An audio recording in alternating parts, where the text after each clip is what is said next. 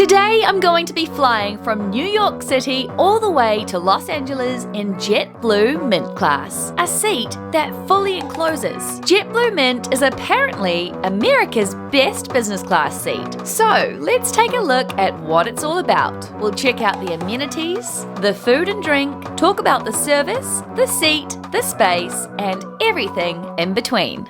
Our journey today begins at JFK Airport. The train to get out here from my hotel in Manhattan took around an hour, and during which I was excited to witness something I've only ever seen in the movies. While walking through JFK, I noticed one of my bucket list hotels out the window, the TWA Hotel. It looks like such a fun and quirky place to stay. Plus, they have a rooftop pool with runway views. Watch this space.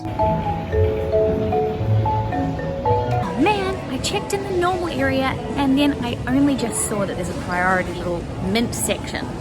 Typical me. I am, however, going to make sure that I don't go through regular security. There is priority for mint passengers, and I've just seen some signs that can take me right there. I need to remember to go in the correct places and actually make the most of this entire experience.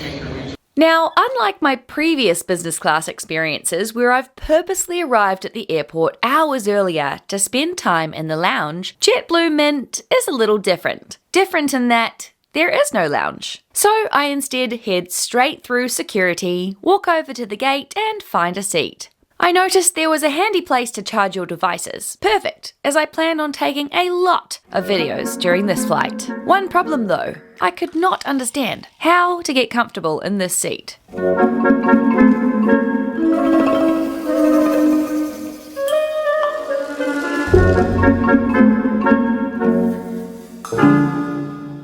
Priority boarding was of course included with my ticket. However, on this occasion, we spent what seemed like forever waiting in the hallway section. What's it called?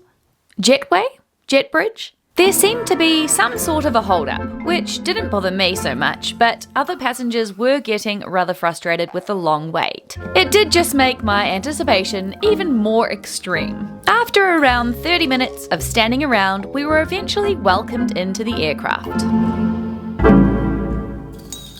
Welcome to my home for the next 6 hours. This is what's called a throne seat, and they are incredibly spacious. Far more space than I ever expected on a domestic flight. What I found interesting, however, is that not all seats are this private and spacious. The business class seat layout in JetBlue Mint alternate between a 2x2 and a 1x1 configuration. As you can imagine, the 1x1 seats are far superior and definitely book up a little quicker, which is another reason why I decided to fly on this day and at this time in particular. My seat looked about double the size of those behind and in front of me. I definitely felt super spoiled.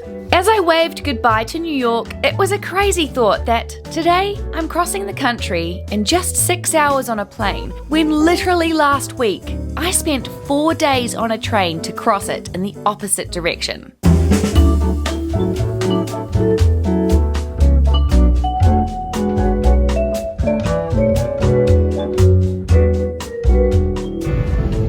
Flight, please proceed for departure.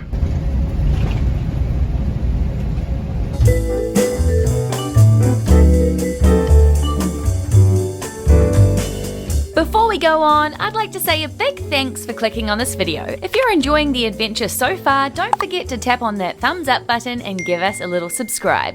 Cheers for that! Let's take a look around the space then, shall we? I was greeted immediately by a very fun-looking menu with the names of our flight attendants on the front. I thought that was a really nice personal touch. I noticed the menu on this flight appeared to be quite different to the menu on my other flights. The main dishes are essentially tapas style, in which you pick from a selection of small dishes to create a full meal. I loved this idea, as you can experience lots of different tastes and textures as opposed to just selecting one thing. Another unique detail is I had a full cocktail menu, offering both alcoholic and non-alcoholic options. What I thought was so cute is that you could listen to a custom playlist to go along with your meal. Oh my gosh, I'm way too excited, I have to calm down. There was so much space between me and the screen. I really couldn't quite believe I had all of this room to myself. It gave me little capsule vibes, much like the space I had in my first ever business class flight, which was in United Polaris that took me from Auckland to San Francisco. The seat on that flight felt very similar to this one. On my left side, I had a handful of little nooks, shelves and compartments, a bottle of water, a little light, and a flap, concealing a sneaky remote. There was almost too much space for things here. I wish I had more stuff to put in all these little cupboards. And on the other side, I had a rather large ledge, I guess you call it. My arm barely took up any space on here. I sat like this for a while just to make the most of every shelf in this area. Also over here are 2 power outlets. Very handy. Ahead of me there was a little basket thing which later I realised was actually a spot to put your shoes. How thoughtful. Above that was another little flap, I guess for reading material, whatnot. And above that was a 15-inch touchscreen TV. I did read that on this flight we'd be given fancy noise-cancelling headphones, but I couldn't spot them anywhere, nor could I see any headphones for that matter, so I just patiently waited, thinking they're probably going to hand them out at some point soon.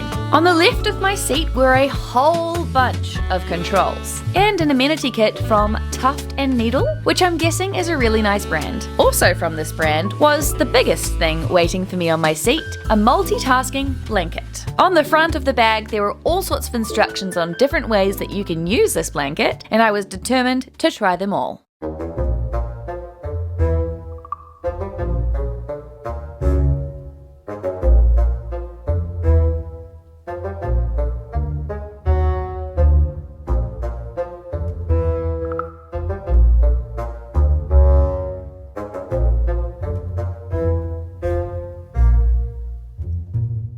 One thing I did find frustrating was trying to control the TV. The touch screen just never seemed to agree with me. I attempted so many times to scroll through the entertainment, but I just could not figure it out. Thinking perhaps I just wasn't doing it properly, I gave the remote a try. Sadly, I experienced the same issue, leaving me to simply select a movie that was easy to click on. Turns out though, the movie was set in New York, which brought back great memories. Okay guys, the best thing about this space. I have a door. This is the very first time I can say that I have a door on a plane. And I hope it's not my last. I loved it. P.S. Remind me to never wear jeans on a plane again. Terrible mistake, I tell you. This is when PJs would have definitely come in handy. Let's take a look at my amenity kit. Inside was a mini toothpaste, earplugs, a toothbrush, and a sleep mask. Shortly after takeoff, Cheyenne and Jamesia, our flight attendants, came around and asked for our meal and beverage preferences. Before we were delivered our goodies, it seemed like the perfect opportunity to let off some major excitement in the privacy of the bathroom. Whew. Calm down. Back at my seat after admiring the view for a good long while, I noticed I had yet to be handed any headphones. I was itching to start making use of the in-flight entertainment, so I eventually called over Cheyenne asking for a pair. It seemed like no one else had done this, so I wasn't really sure what the process was for headphones. She reached up into an overhead compartment and whipped out a pair of very fancy looking headphones and mentioned they don't usually hand these out unless they're asked for. It made me curious about what all of the other passengers were doing. Perhaps they had all brought their own along. I got comfortable in my seat, kicked back, ready to watch my easily selected movie that also happened to be kind of cute, a classic feel-good rom-com set in the Big Apple. This also seemed like the perfect time to close my door. It wasn't long before I was delivered my cocktail and welcome snack of Marcona almonds, which were incredibly delicious by the way.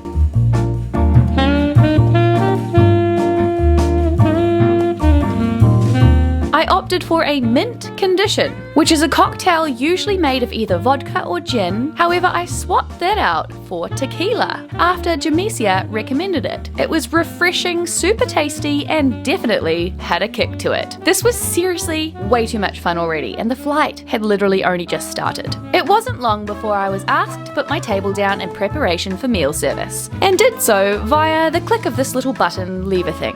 The table was big and swiveled all the way around, topped with a basic tablecloth of sorts. And seriously, Just look at all of the space I still have.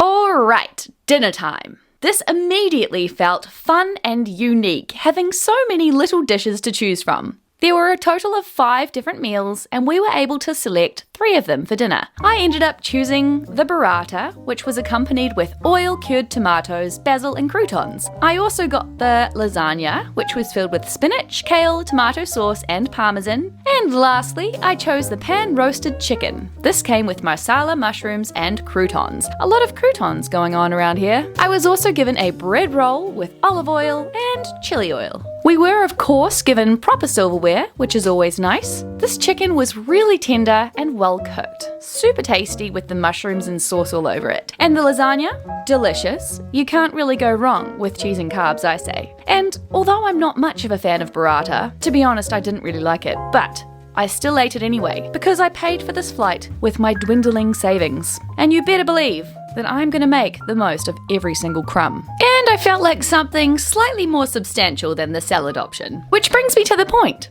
How much did this flight cost me? Well, I paid $767.91 in US for my 6-hour trip from New York to Los Angeles. And yes, I paid for it outright with my own pocket money. I am so looking forward to working with airlines in the future to save a little cash. Fingers crossed over here. Now, this figure may sound like a lot or a little depending on the individual, but for me, it was a big chunk of cash. But I was determined to find a really fun and interesting way to travel back across the country after my long train ride. And when else would I need to go from New York back to California again? Probably not so much in the near future. I have mentioned this in more detail in my other business class videos, but coming from New Zealand, we seem to have a very limited credit card points and miles opportunity. And to be honest, this stuff all still kind of confuses me. Usually I will get some great flight deals by booking with points I've earned through using my American Express AirPoints credit card, or by racking up points after flying with Air New Zealand or another Star Alliance flight. But unfortunately this one was just pure cash, which brings me to Super Thanks. I haven't actually mentioned this much before, but there are a few ways you can help to support our channel if you enjoy our videos and want to see more. One of those ways is Super Thanks. You just click on that little button down there and basically it's kind of like a tip. Someone gave us $5 the other day, which was fantastic because I went out and brought myself a soy latte to celebrate. So thanks for that. Alright, let's get back to the video.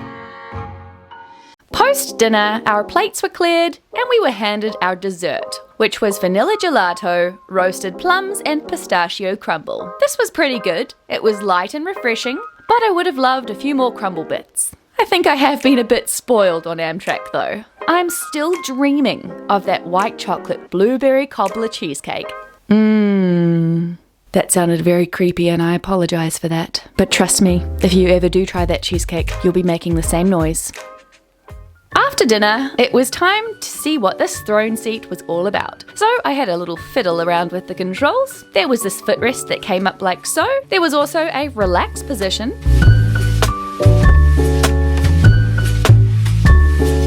Oh, and by the way, I ordered a wine because, well, why not?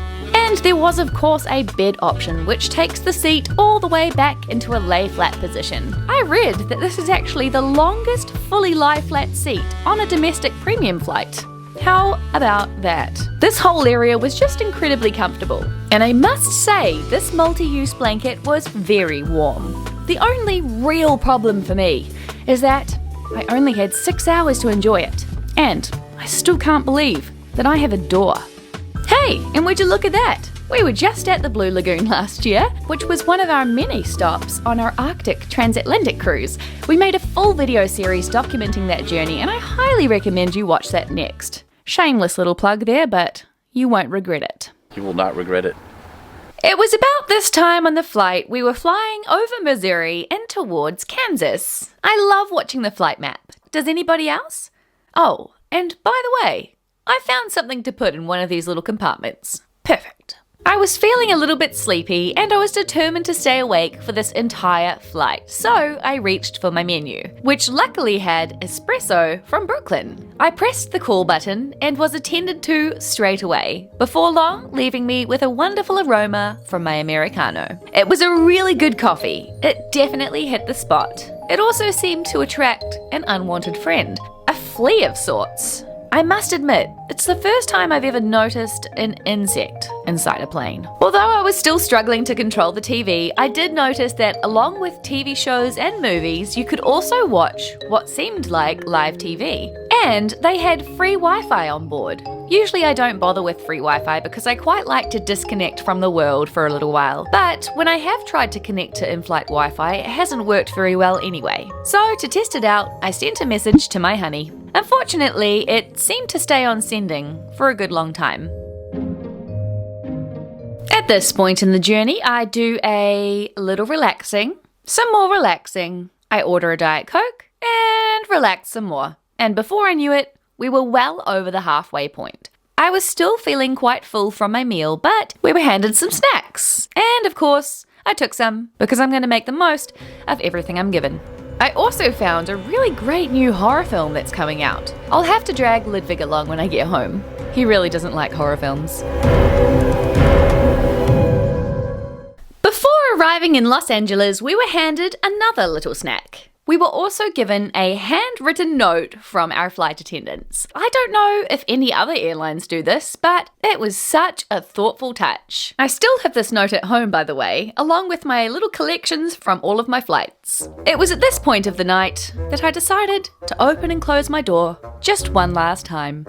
I'll really miss that door. And it was time to hand back my fancy headphones. But instead of being without entertainment for half an hour or so, I was offered some basic headphones to continue watching my movie right up until we land, so that was nice. Our captain announced the usual stuff before landing, and he also mentioned that we were flying right over Taylor Swift's concert in Los Angeles. So my eyeballs started darting around outside trying to spot her concert, but I wasn't really sure what I was looking for. Cool though.